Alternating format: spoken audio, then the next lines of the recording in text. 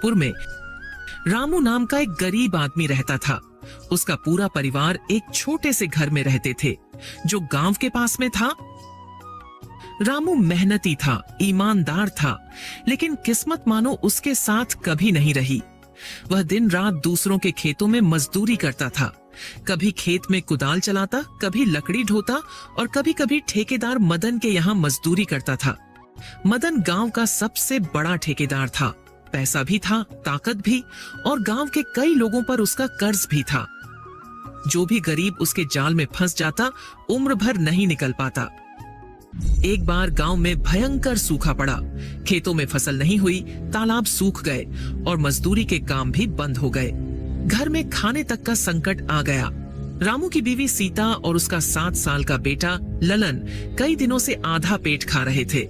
रामू की आंखों में लाचारी थी, पर पेट की भूख के आगे इंसान का सिर झुक ही जाता है।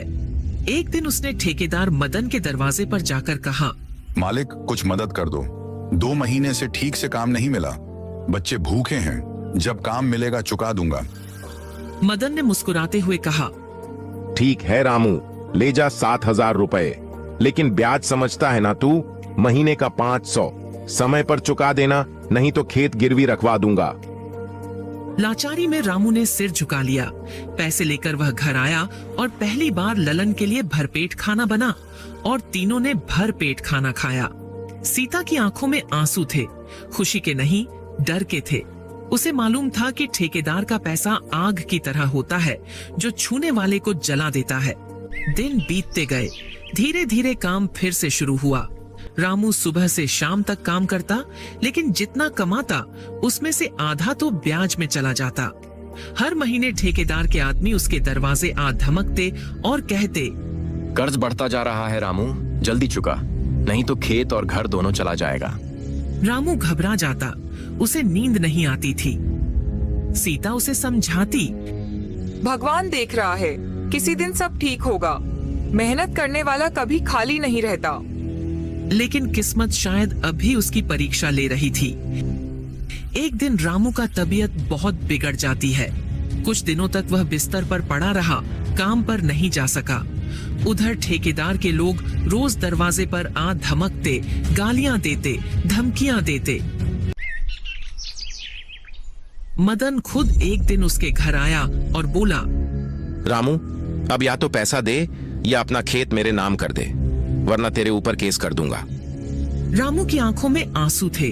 उसने कहा, मालिक, थोड़ा वक्त और दे दो। मैं काम पर लौटूंगा, धीरे धीरे चुका दूंगा। खेत मत लेना, यही तो हमारी आखिरी उम्मीद है। लेकिन ठेकेदार को दया कहाँ थी। अगले हफ्ते उसने पटवारी को बुलाकर रामू का खेत अपने नाम करा लिया। जब रामू को यह पता चला तो उसकी दुनिया उजड़ गई। वह घंटों अपने सूखे खेत में बैठा रहा, जहां कभी वह और लालन मिलकर फसल काटते थे।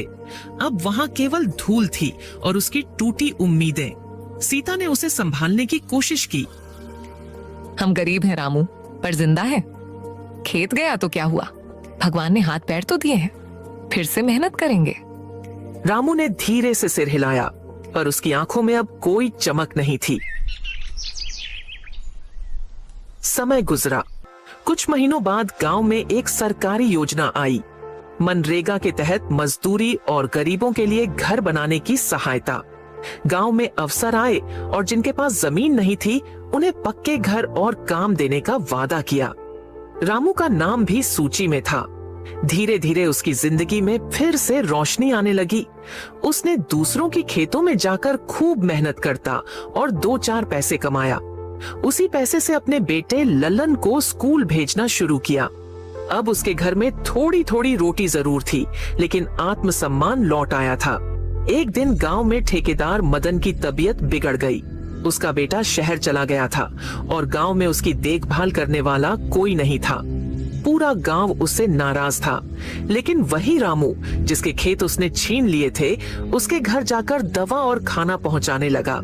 मदन ने कमजोर आवाज में पूछा, तू मेरी मदद क्यों कर रहा है रामू?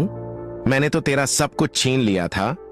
रामू ने शांत स्वर में कहा, मालिक, आपने मेरा खेत छीना था, इंसानियत नहीं।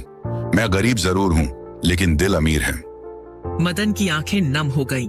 उसने धीरे से कहा, रामू, मैं तेरा खेत वापस कर दूंगा। तू बड़ा आदमी निकला, मैं छोटा पड़ गया।